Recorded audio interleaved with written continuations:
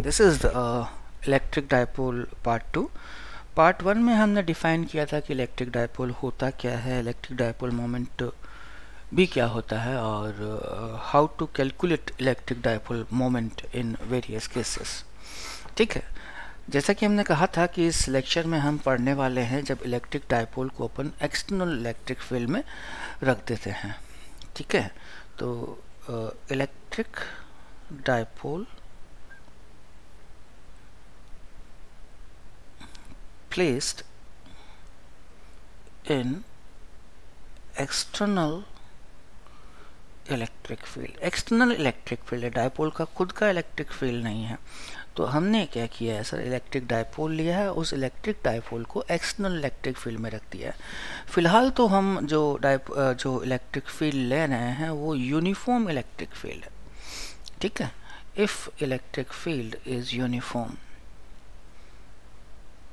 If electric field is uniform, अगर electric field जो है वो यूनिफॉर्म नहीं है तब क्या होगा, हम उसके बारे में भी बात करेंगे।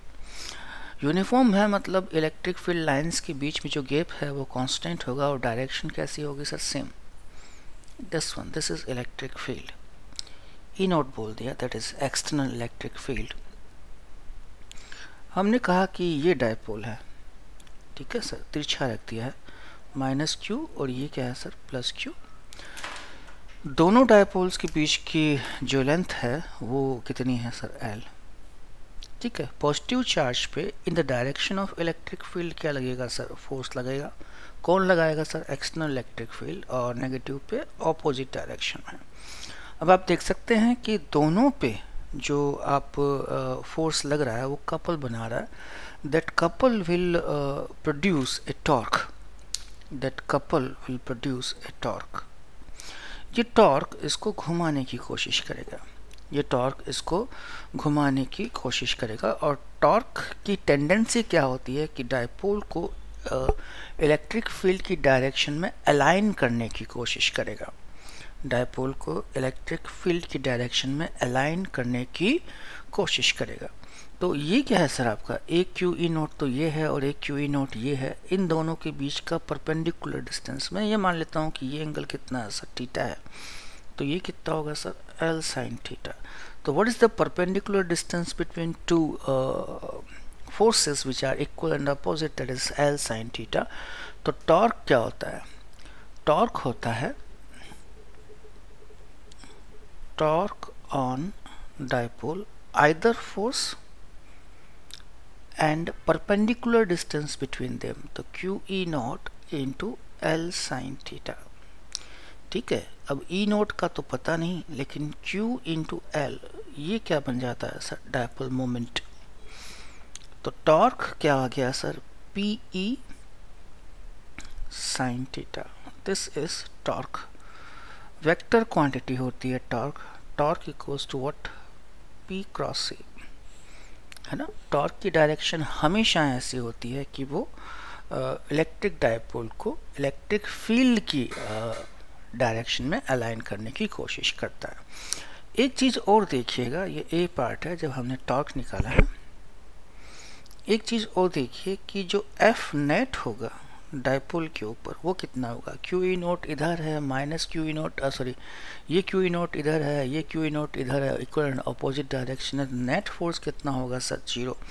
तो अगर किसी भी इलेक्ट्रिक डायपोल को यूनिफॉर्म इलेक्ट्रिक फील्ड में रखें, ठीक है, किसी भी इलेक्ट्रिक डायपोल को यूनिफॉर्म इलेक्ट्रिक फील्ड में रखें तो उसके ऊपर लगने वाला टॉर्क कितना होगा सर, पी क्रॉस सी, और नेट फोर्स कैसा होगा सर, 0। अच्छा, ये जो टॉर्क है, ये जो टॉर्क है that is valid about any axis, कोई भी एक्सिस हो उसके अबाउट क्या है सर, वैलिड है ना। ठीक है,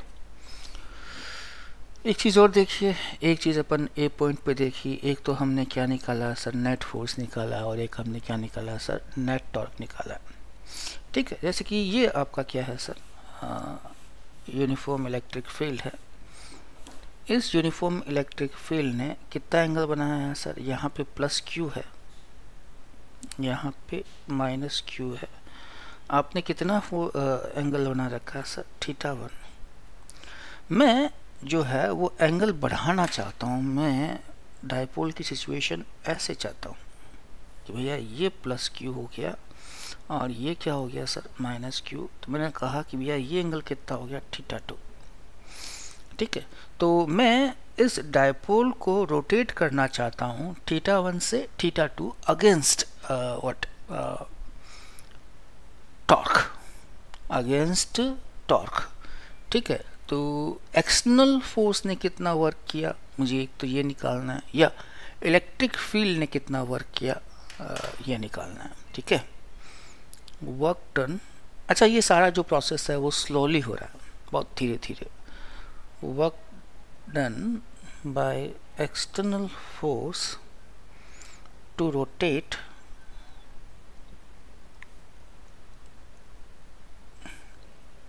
electric dipole from θ1 to θ2। That is, मैंने एक चीज और लिखी है साइड में, वेरी स्लोली, बहुत धीमे धीमे।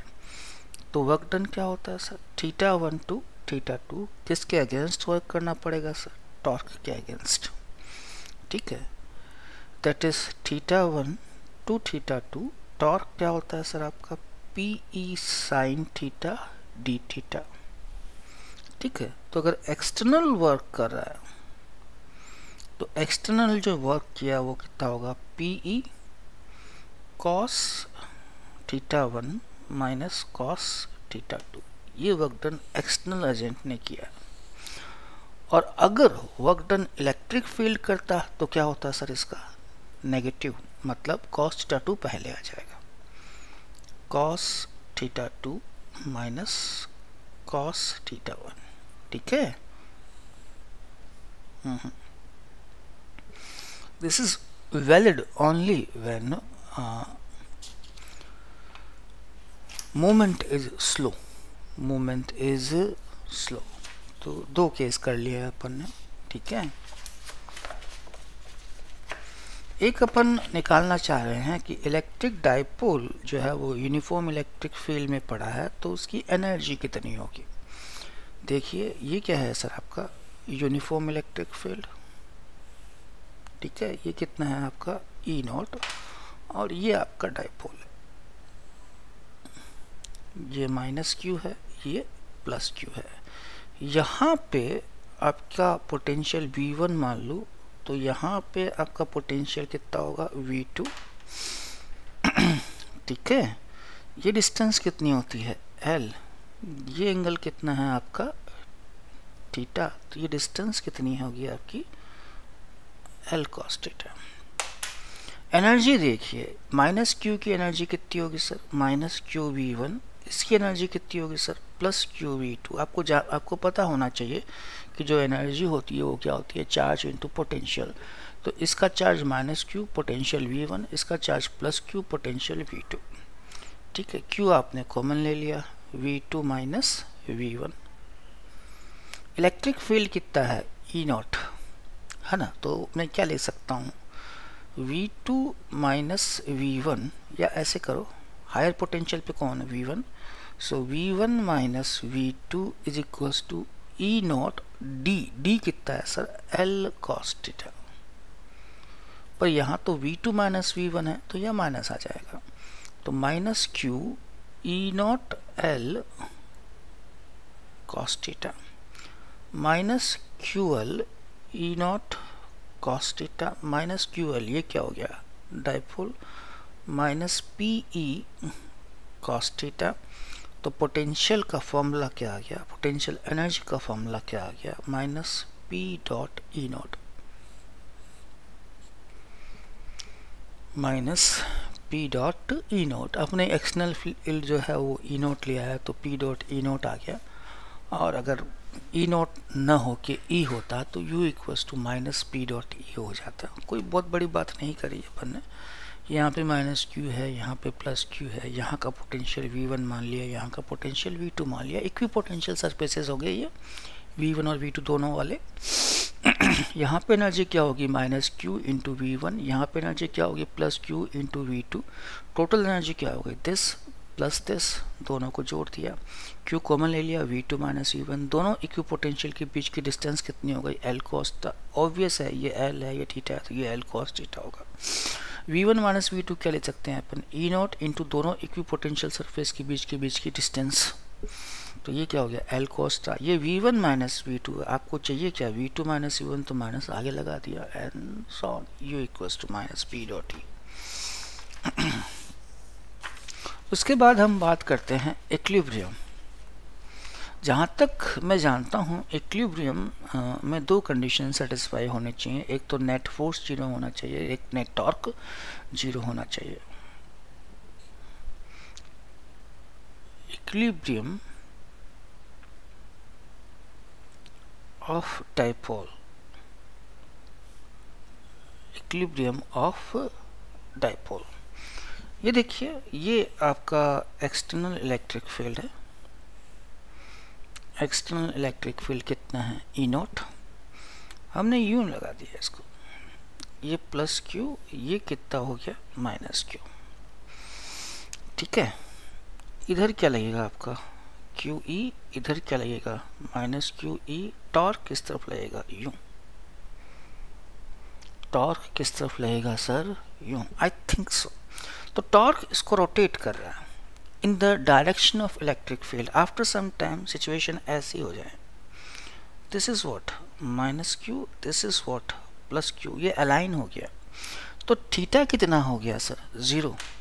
जो ही थीटा जीरो हुआ टॉर्क क्या होता है पी ई साइन थीटा, तो P E sine zero, net torque क्या हो गया सर आपका zero, Q E minus Q E, तो नेट फोर्स तो पहले ही जीरो होता है, नेट फोर्स क्या हो गया सर आपका जीरो। तो जो बॉडी है वो आपकी क्या होगी सर इक्विलिब्रियम में है, ठीक है सर। अब स्टेबल है या अनस्टेबल ये हम निकाल के देखेंगे किससे sir, minus P E cos theta, theta कितना है सर जीरो, कितना हो गया सर माइनस पी ई, ठीक है सर। तो ये यू मिनिमम है वो क्या है सर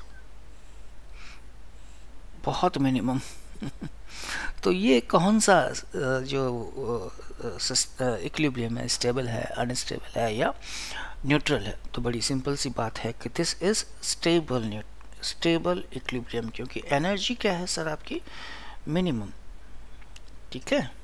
और अगर आप इसको जरा सा भी क्या करें, डाइपोल को जरा सा भी डिस्टर्ब करें अपनी पोजीशन से, तो ये वापस अपनी पोजीशन में आ जाएगा टूवर्ड्स जो इक्विलिब्रियम पोजीशन है। एक रीस्टोरिंग टॉर्क हमेशा लगता है। हम उल्टा करते हैं, अब देखो मैं ऐसे कर रहा हूँ कि भैया ये तो आपका क्या है सर ई नॉट है ना, लेकिन मैंने डाइपोल यूं रख दिया है सर, यहाँ पे प्लस क्यू है और यहाँ पे क्या है सर माइनस क्यू, यूं लगेगा क्यू ई और यूं लगेगा क्या सर क्यू ई। अब देखिए टॉर्क कैसे लगेगा, टॉर्क अभी भी ऐसे ही लग रहा है ना क्लॉकवाइज,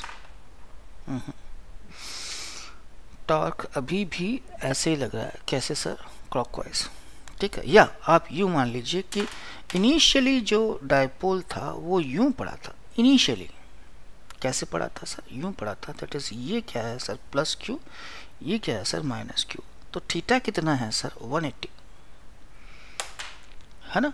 तो इस हल्का सा भी अगर मैंने डिस्टर्ब किया तो प्लस क्यू ऊपर चला गया यहाँ पे और माइनस क्यू नीचे आ गया यहाँ पे, तो इस पे यूं फोर्स लग रहा है, इस पे यूं फोर्स लग रहा है। तो फ्रॉम इक्विलिब्रियम पोजीशन, ये इक्विलिब्रियम पोजीशन है, इस इक्विलिब्रियम पोजीशन से अवे क्या लग रहा है सर टॉर्क लग रहा है, मतलब जो पार्टिकल है वो कभी भी वापस अपनी इक्विलिब्रियम पोजीशन पे नहीं आएगा, या रीस्टोरिंग टॉर्क कम से कम इसको वापस अपनी पोजीशन पे नहीं ला सकता। हालांकि थीटा कितना है सर 180 डिग्री है, तो यहाँ पे जब ये यहाँ पे पड़ा है, बीच में पड़ा है, यहाँ पे पड़ा है या बीच में पड़ा है, तब टॉर्क कितना है सर जीरो ही है, या एफ नेट तो क्या है सर हमेशा ही क्या है सर जीरो है, ठीक है। तो इक्विलिब्रियम में तो है, लेकिन कौन सा इक्विलिब्रियम वी डोंट नो, ये डोंट लो। तो हम डिसाइड करने के लिए क्या करते हैं सर यू मिनिमम लगाते हैं, तो minus P E cos pi, ये कितना हो गया सर प्लस पी ई, तो ये भाई साहब मिनिमम ना हो के क्या है सर मैक्सिमम है ना, तो यू मैक्सिमम हो गया, तो this is unstable equilibrium, this is unstable equilibrium. तो अगर आप theta equals to 0 degree angle बना रहे हैं तो आप क्या हो सर, स्टेबल इक्विलिब्रियम में हो। अगर आप theta equals to 180 degree angle बना रहे हैं तो आप क्या हो सर, अनस्टेबल इक्विलिब्रियम में हो।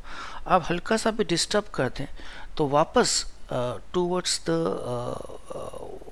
इक्विलिब्रियम पोजीशन एक टॉर्क लगता है जो कि वापस इसको अपनी इक्विलिब्रियम पोजीशन पे लाता है। यहाँ पे डिस्टर्ब कर दें तो away from the equilibrium position एक टॉर्क लगता है जो कि इसको और अवे ले जाता है। This is stable equilibrium, this is unstable equilibrium. Decide कैसे किया, अरे एनर्जी निकाल के देख लीजिए।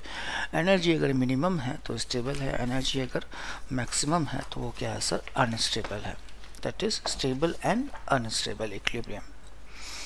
नेक्स्ट देखिए क्या, अच्छा एक छोटा सा अपन एनालिसिस करना चाह रहे हैं।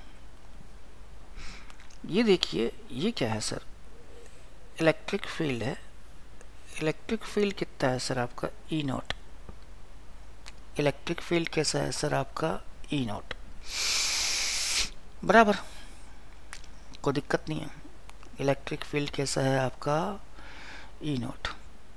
मैंने जो डाइपोल है उसको यूं रखा हुआ है, तो इस तरफ क्या है प्लस क्यू और इस तरफ क्या है माइनस क्यू। इसको हल्का सा डिस्टर्ब किया, इसको हल्का सा डिस्टर्ब किया तो डिस्टर्ब यूं हो गया, ये प्लस क्यू ये माइनस क्यू, इस पे यूं फोर्स लगेगा क्यू ई, इस पे यूं फोर्स लगेगा, कितना हो गया सर क्यू ई। ठीक है, आपने कितना एंगल बनाया सर, थीटा। ठीक है, कोई दिक्कत नहीं। टॉर्क यूं लग रहा है, अपन बात कर चुके हैं इस बारे में, टॉर्क यूं लग रहा है। ठीक है, आफ्टर सम टाइम टॉर्क यूं लग रहा है तो मैंने ये माना कि ये जो डाइपोल है वो ऐसे हो गया, दिस इज द डाइपोल। ठीक है, तो डाइपोल अगर रोटेट कर रहा है तो इसके पास ओमेगा आएगा। डाइपोल अगर रोटेट कर रहा है तो इसके पास क्या आएगा सर, ओमेगा। तो इसके पास क्या है सर, ओमेगा है। अभी भी इलेक्ट्रिक फील्ड तो यूं ही है, मैं एक लाइन बना रहा हूँ 4-5 लाइनें बनाने की बजाय, 4-5 लाइन बनाने की बजाय। तो टॉर्क तो यूं ही लगना है, टॉर्क तो यूं ही लगना है। ये देखिए सिचुएशन ऐसी हो जाएगी, ये नेगेटिव, ये क्या हो गया पॉजिटिव, है ना। यहाँ पे U कैसा था, मैक्सिमम। यहाँ पे जो पोटेंशियल एनर्जी है वो क्या है सर, मिनिमम। तो यहाँ पे जो काइनेटिक एनर्जी होनी चाहिए वो क्या होनी चाहिए sir, maximum. Kinetic energy maximum से मतलब क्या, आप रोटेट कर रहे हो, रोटेट कर रहे हो मतलब ओमेगा क्या होना चाहिए सर, मैक्सिमम। ओमेगा क्या होना चाहिए sir, maximum. Are you getting my point? आप इस पोजीशन से इस पोजीशन पे आए, है ना। आप यहाँ पे आपकी जो U थी वो क्या थी सर, मैक्सिमम, हम पढ़ चुके हैं। और इस पोजीशन पे आपकी जो U है वो क्या है सर, मिनिमम है। ठीक है, तो यहाँ आपकी काइनेटिक एनर्जी क्या थी सर, मिनिमम थी या जीरो थी। तो यहाँ पे आपकी काइनेटिक एनर्जी क्या होगी सर, मैक्सिमम। यहाँ पे काइनेटिक एनर्जी क्या होगी सर, मैक्सिमम। उसके बाद भी आप लगा सकते हैं, मैं वो मना नहीं कर रहा, क्योंकि ओमेगा तो चल ही रहा है तो ये हल्का सा और घूम जाएगा। ये हमने घुमा दिया इसको, और that is minus Q, that is plus Q. ठीक है, नेगेटिव चार्ज है सर, नेगेटिव चार्ज है तो ये इलेक्ट्रिक फील्ड तो इधर है, तो नेगेटिव चार्ज पे फोर्स तो इधर लगेगा और इस पे फोर्स इधर लग रहा है ना। अभी तो ये और घूमेगा, अभी तो ये और घूमेगा। लेकिन इस बार थोड़ी तकलीफ हो गई क्योंकि ओमेगा तो आपका इधर ही है, लेकिन टॉर्क किस तरफ लग रहा है, टॉर्क उल्टा हो गया। तो अब जो ओमेगा है वो आपका क्या करेगा सर, कम होएगा, है ना। तो ये आपका सीधा हो गया, है ना। ये माइनस क्यू है, ये क्या है सर, प्लस क्यू है, ये क्यू ई, ये प्लस क्यू ई। टॉर्क तो आपका ऐसा ही लगेगा सर, टॉर्क, और ओमेगा आपका ऐसा ही लगेगा सर। लेकिन ओमेगा क्या हो रहा है सर, कम हो रहा है। टॉर्क जो है वो ओमेगा वो क्या कर रहा है सर, कम कर रहा है। तो आफ्टर सम टाइम जो आपका ओमेगा क्या हो जाएगा सर, जीरो हो जाएगा, है ना। देखो सिचुएशन देखो, आफ्टर सम टाइम दैट ये कुछ एंगल पे होगा थीटा, और आपका ओमेगा क्या हो गया 0। क्यों? क्योंकि टॉर्क ने क्या किया सर, अपोज किया। तो एक छोटा सा एनालिसिस मैंने प्रेजेंट किया है, छोटा सा एनालिसिस मैंने प्रेजेंट किया है। तो आप इसमें ये देख सकते हैं कि काइनेटिक एनर्जी मैक्सिमम कब होगी या ओमेगा मैक्सिमम कब होगा, काइनेटिक एनर्जी मैक्सिमम कब होगी या जो है ओमेगा आपका मैक्सिमम कब होगा। ठीक है सर, तो ये एक तरीके का छोटा सा क्या किया पर सर अपन ने एनालिसिस किया। ठीक है, शुरू अपन ने अनस्टेबल से किया था, शुरू अपन ने अनस्टेबल से किया था। और ये जो मोशन है बेसिकली ऑसिलेटरी मोशन है, एसएचएम नहीं है, ऑसिलेटरी मोशन है ना। थोड़ा मगजमारी करें तो हम कुछ स्पेशल कंडीशन में इस मोशन को पीरियोडिक भी प्रूव कर सकते हैं, बट लीव इट है ना। हमने शुरू अनस्टेबल से किया था, यहाँ पे स्टेबल आ गया, यहाँ मैक्सिमम एनर्जी थी पोटेंशियल, यहाँ पे क्या है मिनिमम पोटेंशियल एनर्जी थी। तो यहाँ पे काइनेटिक एनर्जी क्या होगी सर, मैक्सिमम। अगर आप रोटेट कर रहे हो तो आपके पास एक ही काइनेटिक एनर्जी है, और वो कौन सी है, रोटेशनल काइनेटिक एनर्जी। तो आपके पास इस कंडीशन में जो ओमेगा है वो क्या होगा सर, मैक्सिमम होगा। इसके आगे वाले स्टेप्स में अगर आप ध्यान से देखें तो टॉर्क की डायरेक्शन चेंज हो गई है, लेकिन ओमेगा उसी डायरेक्शन में लग रहा है। तो ओमेगा अब क्या होगा सर, रिड्यूस होगा, और यहाँ पहुँचते पहुँचते ओमेगा क्या कर दिया है सर, मैंने 0 कर दिया।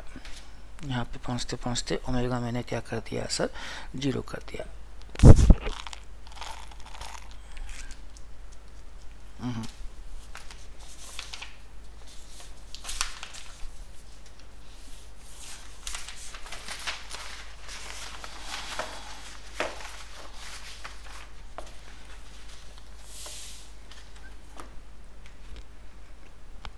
ई पॉइंट, जो डायपोल है वो स्टेबल इक्विलिब्रियम में है, उसको हमने यूनिफॉर्म इलेक्ट्रिक फील्ड में ही रखा है और हल्का सा क्या कर दिया है सर, डिस्प्लेस कर दिया है। तो पार्टिकल क्या करेगा सर, एसएचएम करेगा, पीरियोडिक मोशन करेगा, वो अपन देखेंगे। Time period of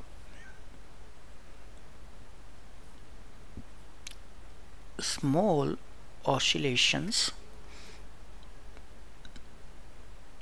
when dipole in stable equilibrium, when dipole in stable equilibrium। ठीक है, तो ये देखो, ये क्या है सर, आपका इलेक्ट्रिक फील्ड है ना, यूनिफॉर्म इलेक्ट्रिक फील्ड है, दैट इज ई नॉट। यहाँ आपने डायपोल रख दिया, ये आपका प्लस क्यू है, ये आपका माइनस क्यू है। टॉर्क कितना लगेगा इसके ऊपर, अगर मैं इसको हल्का सा भी क्या कर दूँ सर, डिस्टर्ब कर दूँ, है ना, तो टॉर्क इसके ऊपर लगेगा minus P E sine theta. Minus क्यों लगाया, अभी रिस्टोरिंग है। कितना लगा सर, क्यों, अरे भाई रिस्टोरिंग है। ठीक है, for small oscillation, for small oscillations sin theta is equals to theta, तो टॉर्क इक्वल्स टू कितना हो गया, minus P E theta. Small oscillation torque क्या होता है, I alpha minus P E theta, alpha equals to minus P E by I into theta. तो ये क्या होना चाहिए, ओमेगा स्क्वायर। आई करंट नहीं है, moment of inertia.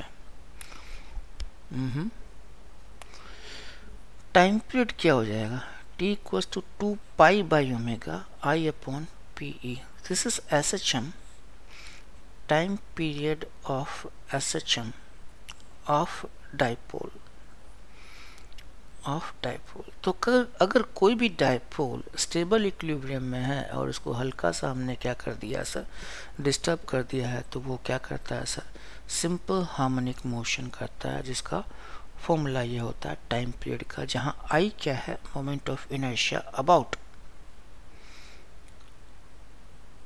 About hinged